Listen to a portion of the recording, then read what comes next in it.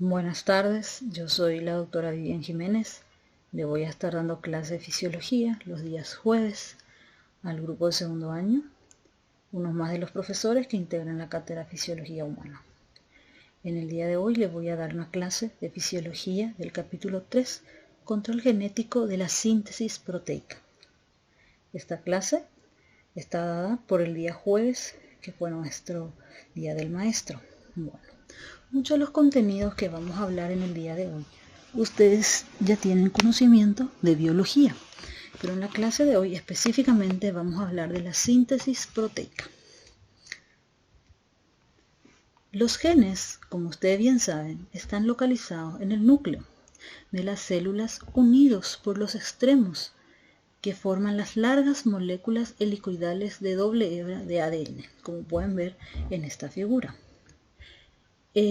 Son los que controlan la herencia de padres a hijos, además de controlar las funciones de las células, determinando las sustancias que van a ser sintetizadas en el interior de la célula, en qué estructuras, mediante qué enzimas y a partir de qué compuestos químicos van a ser sintetizados. En esta imagen pueden observar el esquema general del control genético. El ADN que se encuentra dentro del núcleo, entonces a partir de ahí se va a formar el ARN por la transcripción, por el fenómeno de transcripción se va a formar el ARN, luego a partir del ARN se va a formar las proteínas por el proceso de traducción, y en la formación de proteínas vamos a tener estructuras que van a conformar estructuras celulares y enzimas celulares que van a participar en la función celular. En esta otra imagen pueden observar que el ADN que está dentro del núcleo, a partir de ahí se va a formar el ARN por la transcripción del ADN. A partir de ahí el ARN va a abandonar el núcleo, donde se van en el citoplasma, y a partir del ARN se van a formar las proteínas. Todo este proceso ya se va a producir en el citosol. Como pueden observar, cada gen de ácido desoxirribonucleico, que es el ADN, controla la síntesis del ácido ribonucleico, el cual se dispersa por la célula y se dirige para la formación de proteínas específicas. Síntesis de proteína a partir del ARN y el ADN. Las proteínas, algunas son estructurales, asociadas a proteínas de hidratos de carbono, forman estructura de diversas organelas. Pero la mayor parte de proteínas son enzimas. Estas enzimas van a catalizar las diferentes reacciones químicas en las células, como las reacciones de oxidación que aportan energía. ¿Cuáles son los componentes del ADN? Entonces, ADN, el ácido fosfórico, el azúcar, que es la desoxirribosa, y 4 bases nitrogenadas. Estas bases nitrogenadas vamos a tener 2 purínicas, que son las purinas, que es la adenina y la guanina, y vamos a tener 2 pirimidinas, o las pirimidínicas, que son la timina y la citosina. El ácido fosfórico y la desoxirribosa van a constituir las 2 hebras que forman el esqueleto de la molécula ADN, y las bases, que son las nitrogenadas, se sitúan entre las 2 hebras.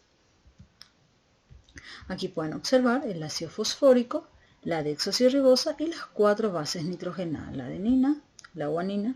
Vamos a recordar otra vez que la adenina y la guanina son purínicas y la timina y la citosina son las pirimidínicas. ¿Qué son los nucleótidos? La primera etapa para la combinación del ácido fosfórico con la molécula desoxirribosa y una de las 4 bases nitrogenadas son los que se denominan nucleótidos. Por lo tanto, vamos a tener 4 nucleótidos, que son ácidos que se forman a partir de las bases nitrogenadas. El ácido desoxiadenílico, el ácido desoxitimidílico, el ácido desoxiguanílico y el ácido desoxicitosílico. Aquí tenemos el ácido desoxiadenílico, el ácido desoxiguanílico, el ácido desoxitimidílico, y el ácido desoxicitidílico. Organización de los nucleótidos para formar dos hebras de ADN unidas laxamente entre sí. El esqueleto de cada hebra está compuesto por un ácido fosfórico alternado por una desoxirribosa. Las bases púricas y pirimídicas se anclan a los lados de las moléculas de desoxirribosa. Las dos hebras de ADN están unidas entre sí mediante enlaces de hidrógeno laxos entre las bases púricas y pirimídicas. Como saben, ¿verdad? Tenemos la adenina y la guanina, que son las bases púricas, y la citosina y la timina, que son las bases pirimídicas. Y saben muy bien que una base purínica se une con una base pirimidínica. El par de la guanina es la citosina, como pueden observar acá, y el par de la adenina, que es una purínica, se une con la pirimidínica, que es la timina. Adenina con timina y guanina con la citosina. La base púrica adenina de una hebra siempre se une con la base pirimídica timina de la otra. Como pueden observar, la guanina, que es una púrica, se une con una pirimídica, que es la citosina, y la adenina, que es la base púrica, se une con la pirimidínica, que es la timina. Entonces, la base púrica guanina siempre se une con la citosina y la adenina con la timina. Los dos extremos se enroscan y forman una hélice. Cada vuelta completa de la hélice de la molécula de ADN contiene 10 pares de nucleótidos. Código genético. La importancia del ADN radica en su capacidad de controlar la formación de proteínas en la célula mediante el código genético. Cuando las dos hebras se separan, las bases se proyectan al lado de cada hebra. Estas bases proyectadas determinan el código genético, que consta de tripletes de bases sucesivas. Cada 3 bases sucesivas es una palabra del código. Como pueden observar, los tripletes sucesivos controlan la secuencia de aminoácidos de una molécula proteica sintetizada en la célula. Bueno, acá usted tiene esta es una cadena de ARN. Más a continuación le vamos a explicar la diferencia entre ADN y ARN, pero como pueden ver acá, ya ven una diferencia donde ya no tenemos la desoxirribosa, tenemos la ribosa. Entonces en vez de la D tenemos la R. Y acuérdense que la ribosa está unida con el ácido fosfórico y también tenemos las bases. La diferencia también en la cadena de ARN, que en vez de la timina será reemplazado por el uracilo. Entonces el par de la adenina ya va a ser el uracilo a nivel del ARN. Entonces tenemos acá adenina y guanina. Estos 3 nucleótidos son lo que van a conformar los tripletes y son lo que van a controlar la secuencia de los aminoácidos. Aquí pueden observar, ¿verdad?, el ARN con los tripletes, que cada uno de estos va a dar origen a los aminoácidos. El código de ADN se transfiere a un código de ARN por un proceso denominado transcripción. Todo el ADN está en el núcleo, pero la mayor parte de las funciones celulares se realizan en el citoplasma.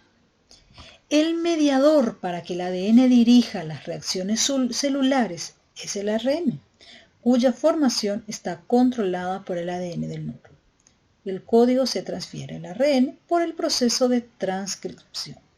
El ARN difunde a través de los poros del núcleo hacia el citoplasma, donde controla la síntesis de proteínas. Síntesis de ARN. Las dos hebras de ADN se separan temporalmente. Una de ellas es utilizada para la síntesis de ARN. Hay una explicación que dicen que ambas se separan como si fueran un cierre. Ustedes bien saben, cuando el cierre se abre, entonces como si fuera que uno de la parte del cierre se quedaría intacta y la otra parte del cierre, que sería uno de los que conformarían el ARN. Los tripletes del ADN determinan la formación de los tripletes complementarios, que son los codones, que controlan la secuencia de aminoácidos de las proteínas que se sintetizará en el citoplasma. La otra hebra del ADN permanece inactiva. Componentes básicos del ARN, ya habíamos hablado prácticamente los mismos. No se utiliza la desoxirribosa, en vez de la desoxirribosa tenemos la ribosa y se emplea también 4 nucleótidos, pero a diferencia del ADN que tiene la timina, en vez de la timina vamos a tener el uracilo. Y acá están las bases de ADN y las bases de ARN que sucesivamente vamos a tener. De guanina vamos a tener citosina, de la citosina vamos a tener la guanina para el ARN, de la adenina del ADN vamos a tener el uracilo, el ARN, de la timina vamos a tener la adenina. Y el siguiente paso de todo esto va a ser la activación de los nucleótidos del ARN, la ARN polimerasa. Mediante la adicción a cada nucleótido se va a adicionar de fosfatos, 2 radicales de fosfatos, para formar trifosfatos por medio de enlaces fosfato de alta energía procedente del ATP de las células, resultando que los nucleótidos disponen de grandes cantidades de energía. Bueno, acá ustedes pueden observar, una es la cadena de ADN por el proceso de transcripción. Como ven, ustedes saben acá que las bases están unidas por enlaces de hidrógeno y vamos a hacer el proceso de transcripción de la cadena de ADN a la molécula ARN. Y la citosina, que va a su par es la guanina, la adenina, el uracilo, como ven ustedes acá, en el ARN ya no tenemos la timina, guanina, citosina, adenina, uracilo, citosina, guanina, guanina, citosina y así sucesivamente. Tenemos 3 tipos de ADN, el ARN mensajero, que transporta el código genético al citoplasma para el control de la síntesis de proteína. Este ARN mensajero que proviene desde el núcleo, ¿verdad? Del núcleo por el proceso de transcripción, que va a transportar el código genético al citoplasma. Luego tenemos la ARN transferencia, donde va a transportar los aminoácidos activados a los ribosomas, ¿verdad? Y ser utilizado en el ensamblaje de las moléculas proteicas. Y por último tenemos el ARN ribosómico, que junto con unas 75 proteínas diferentes van a constituir los ribosomas, donde tiene lugar el ensamblaje de las proteínas. Y por tanto, de lo que hablamos, ¿verdad? Que entre nuestro objetivo principal es conocer la formación de las proteínas, y la formación de proteínas se produce en los ribosomas por un proceso conocido de traducción. Y la traducción se produce a partir del ARN. Cuando la molécula ARN mensajero entra en contacto con el ribosoma, se desplaza a lo largo de este, y a medida que se desplaza se va formando una molécula de proteína en un proceso denominado traducción, liberándose al citoplasma al final del proceso. Como ustedes pueden observar en esta figura, aquí tenemos el ARN transferencia, el ARN mensajero, acá tenemos el retículo endoplásmico, y como pueden observar en esa figura, la relación funcional del ARN mensajero con los ribosomas y la forma en que los ribosomas se unen a la membrana del retículo endoplásmico. Obsérvese que el proceso de traducción se produce en varios ribosomas al mismo tiempo, en respuesta a la misma cadena de ARN mensajero. Es la cadena de este ARN mensajero, como pueden observar, este que está de color azul, que es la cadena ARN mensajero. También se puede ver las cadenas del polipéptido de proteínas, que estas son las cadenas de polipéptidos de proteínas, como están viendo, estos que son verdecitos acá.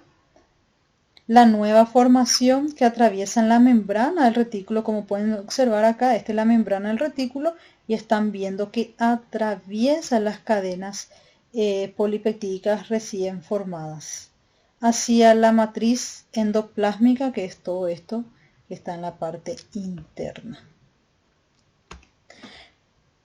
pasos químicos de la síntesis proteica. Entonces vamos a observar los pasos químicos para la síntesis proteica y tenemos 3 pasos, como pueden observar acá. Cada aminoácido se activa en un proceso químico en el que el ATP, acá tenemos 3 ejemplos de aminoácidos, se ponen como 1, 2 y el 20, ¿verdad? Y acá tenemos el ATP. El primer paso es un proceso químico en el que el ATP se combina con los aminoácidos. Tenemos acá el aminoácido 1, aminoácido 2 y el aminoácido 20. A esto se le une el ATP para formar un complejo, este complejo que se va a denominar monofosfato de adenosina con el aminoácido, con lo que se libera 2 enlaces de fosfatos de alta energía en el proceso. El aminoácido, estos son los complejos que se van a formar.